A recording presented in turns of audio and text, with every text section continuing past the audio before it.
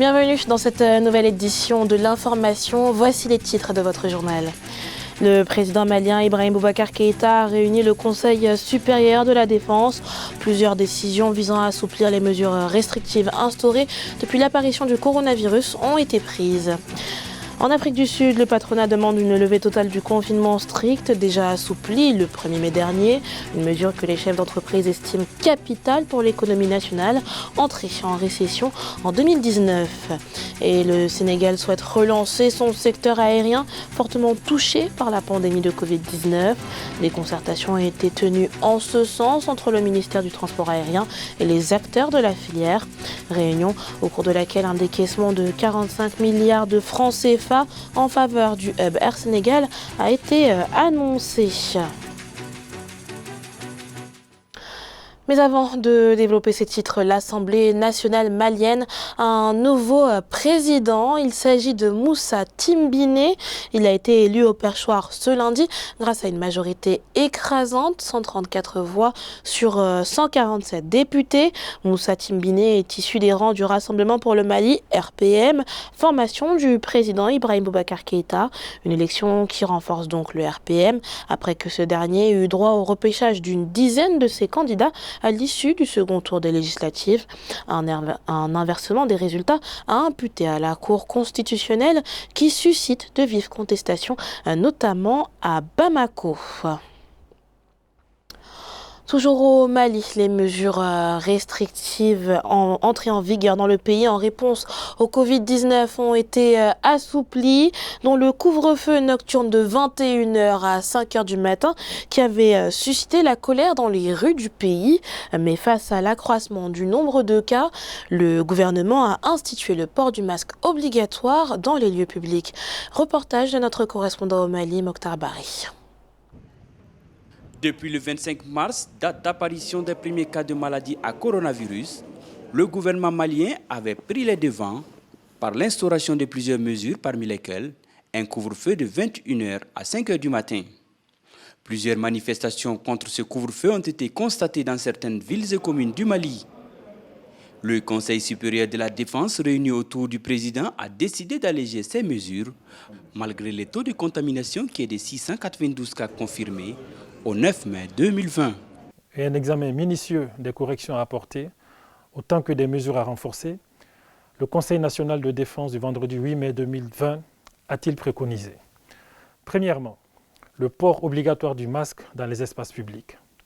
Deuxièmement, la prorogation jusqu'au 2 juin prochain de la fermeture des écoles primaires, secondaires et supérieures. Troisièmement, la levée du couvre-feu sur l'étendue du territoire national. Si ces mesures d'assouplissement sont vues comme une pression populaire, le Premier ministre Boubou Cissé a, dans son allocution télévisée ce samedi, rappelé les uns et les autres au sens élevé de la responsabilité. La vérité est que le virus est dans notre pays, parce qu'il voyage énormément. Du reste, nulle nation n'est épargnée, nul État n'est épargné, nulle communauté n'est épargnée. Alors agissons sans tarder. Abandonnons les postures de défiance ou les propos obscurantistes. Désormais, seul le port du masque devient obligatoire au Mali. Le Conseil a d'ailleurs fait cas de la distribution de 10 millions de masques pour se prémunir du Covid-19. Et en Afrique du Sud, les restrictions de liberté imposées aux populations font débat. Bien qu'il ait été assoupli le 1er mai, le confinement empêche néanmoins de nombreuses personnes de travailler. Alors que le pays est entré en récession en décembre dernier, le patronat appelle le gouvernement à une levée totale du confinement afin d'éviter un effondrement de l'économie. Kamesh Katapoulé à Ménédji. Des Sud-Africains plaident pour une levée totale du confinement. Mis en place depuis le 27 mars, le confinement strict a été assoupli par le président Cyril Ramaphosa le 23 avril dernier. Malgré une reprise partielle de l'activité professionnelle, de nombreuses organisations patronales s'inquiètent pour l'économie nationale, entrée en récession au dernier trimestre de l'année 2019. Nous sommes très inquiets de voir que le rythme des infections va s'accélérer et que le pic ne va pas être avant quelques mois. Nous ne pouvons clairement pas garder l'économie confinée jusqu'en septembre, même en confinement allégé. Il faut redescendre notre niveau d'alerte sanitaire jusqu'à une reprise normale. La reprise de l'activité économique est capitale pour le pays. Selon le ministre des Finances Tito Mboweni, le pays risque de perdre près de 7 millions d'emplois en raison de la pandémie du coronavirus. D'autres prévisions gouvernementales indiquent également que le taux de chômage pourrait atteindre 50%. Un chiffre alarmant pour certains experts qui estiment qu'un assouplissement est nécessaire pour éviter des émeutes. L'Afrique du Sud, un des pays africains le plus impacté par la pandémie à coronavirus V19, est un pays qui est devant un dilemme cornélien. Soit penser à la croissance économique parce que le pays est en récession, ce qui signifie qu'il faut prendre les risques de voir la population, la maladie progresser, ce qui sera contre-productif pour la population, ou continuer à confiner au détriment de l'économie, mais en sauvant la santé publique, ce qui aura aussi un impact sur la population parce qu'une population en bonne santé avec une économie malade ne progresse pas. Donc du coup, le gouvernement sud-africain doit chercher la voie médiane qui consiste à déconfiner de façon contrôlée pour juguler à la fois la maladie et redémarrer l'économie petit à petit. Le personnel médical plaide lui aussi pour une reprise totale de l'activité économique. Le 20 avril dernier, 19 médecins avaient rédigé une lettre ouverte au président Cyril Ramaphosa lui demandant de mettre fin à ce confinement à la dure. Selon eux, l'aggravation de la pauvreté ferait plus de victimes que le coronavirus. Avec 330 millions de dollars de manque à gagner et 156 200 emplois menacés, le Sénégal cherche à relancer son secteur aérien complètement torpillé par la pandémie de Covid-19. Une table ronde a ainsi été organisée en ce sens entre le ministère du Tourisme et les Transports aériens et les acteurs de ce domaine. Réunion au cours de laquelle 3 axes ont été envisagés autour de ce plan de relance nationale à Menedji. Le Sénégal veut relancer le secteur des transports aériens. Suite à une concertation avec tous les acteurs de la plateforme aéroportuaire nationale sur le plan de résilience et de relance, des requêtes ont été soumises au ministère du Tourisme et des Transports. 45 milliards de francs CFA dans le hub d'Air Sénégal a été annoncé, ainsi que la création d'un centre de formation des métiers aéronautiques. Depuis le début de cette crise, tous les gouvernements du monde entier font face à un dilemme, la santé et l'économie. Trump a dit il n'y a pas longtemps qu'il ne faut pas que le remède au coronavirus soit pire que le virus.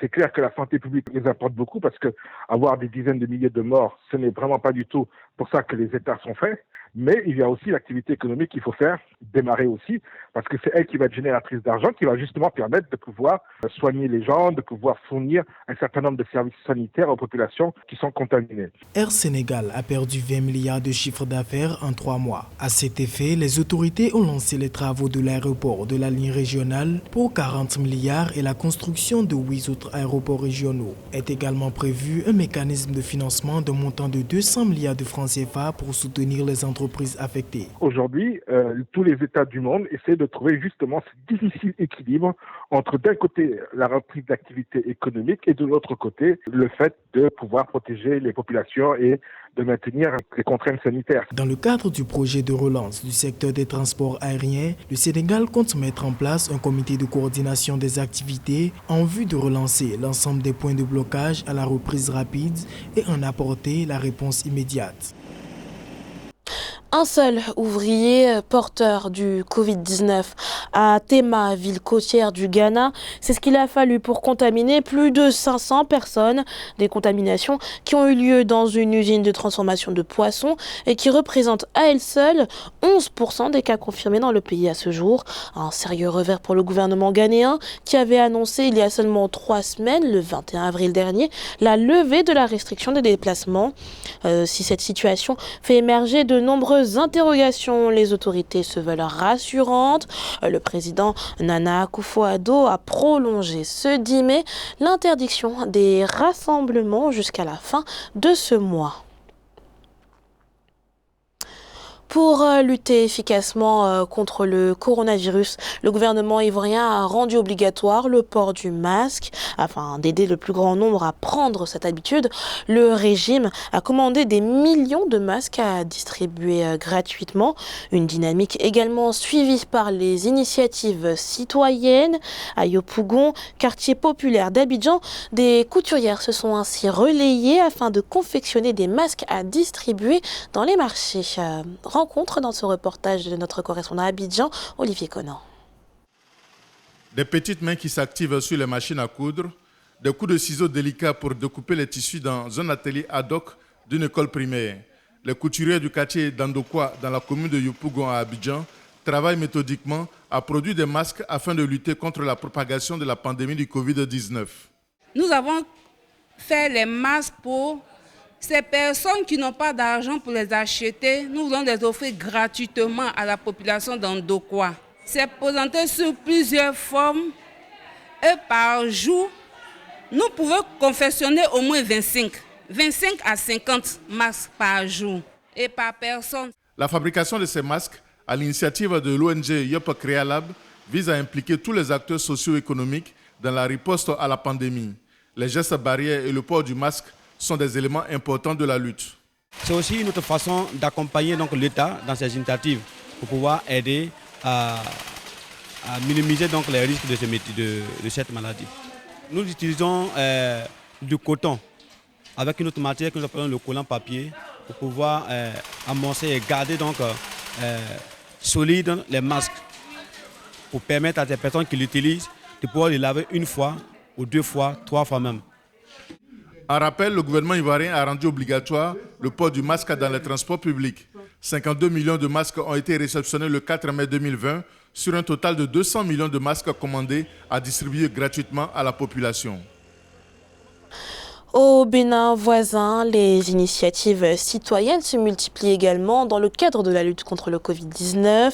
Le collectif 229 contre le coronavirus en fait partie, créé par l'activiste éco-citoyenne Sandra Idossou. Le collectif compte à son actif une chanson de sensibilisation sur la maladie.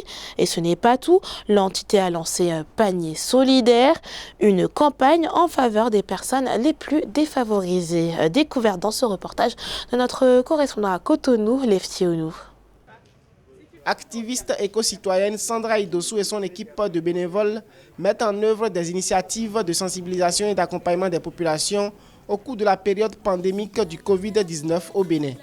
Au total, 15 artistes ont été mobilisés à travers le collectif 229 contre le coronavirus pour la composition d'une chanson de sensibilisation. Suite à cette action, Sandra Idossou a mis le cap sur la campagne dénommée le panier de la solidarité. Objectif, offrir des kits alimentaires aux familles les plus vulnérables et valoriser les produits des producteurs locaux. Ce n'est qu'en faisant des petites choses qu'on arrive à aboutir à de grandes choses. Et donc, c'est vraiment la solidarité et montrer que chacun à son niveau peut aider son voisin. À l'instar des personnes vulnérables qui économiquement sont atteintes par la pandémie du coronavirus, des enfants démunis de la maison de famille dénommée Amichidi Francesco, située dans les périphéries de Cotonou, ont bénéficié de cette action patriotique de l'association Engagement Action Sociale. Nous avons 28 enfants ici et nous avons encore les enfants à l'extérieur aussi. La ville de Cotonou, plus de 28. À Dassa, il y a plus de 50 et quelques. C'est de la joie pour nous parce qu'ils ont parcouru des kilomètres pour venir nous voir. Ce n'est pas facile. C'est de l'amour.